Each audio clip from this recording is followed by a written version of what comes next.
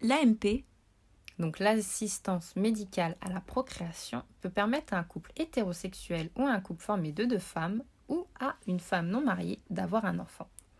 l'AMP peut être réalisée jusqu'à 45 ans chez la femme portant l'enfant Ou bien jusqu'à 60 ans chez le membre du couple qui ne portera pas l'enfant. Il existe plusieurs techniques d'assistance médicale à la procréation. La première, insémination artificielle. C'est la fécondation qui a lieu naturellement à l'intérieur du corps de la femme. ou encore la fécondation in vitro, c'est-à-dire celle réalisée en laboratoire et non dans l'utérus de la femme. Et troisièmement, l'accueil d'un embryon. L'AMP en France permet alors à tous les couples, hétérosexuels ou non, d'avoir un enfant. À l'occasion de la naissance ou de l'arrivée au foyer d'un enfant, le salarié peut arrêter de travailler pour s'occuper de cet enfant.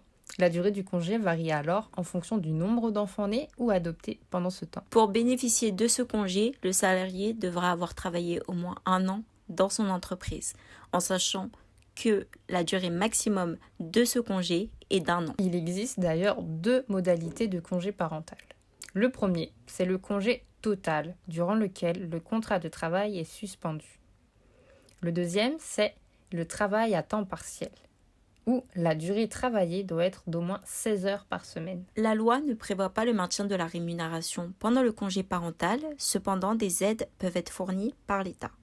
Un problème subsiste, notamment chez les couples hétérosexuels, Car le congé parental n'a pas la même durée entre les deux genres.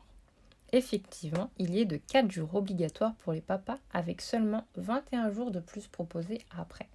Alors que les mères sont davantage encouragées à prendre un long congé maternité.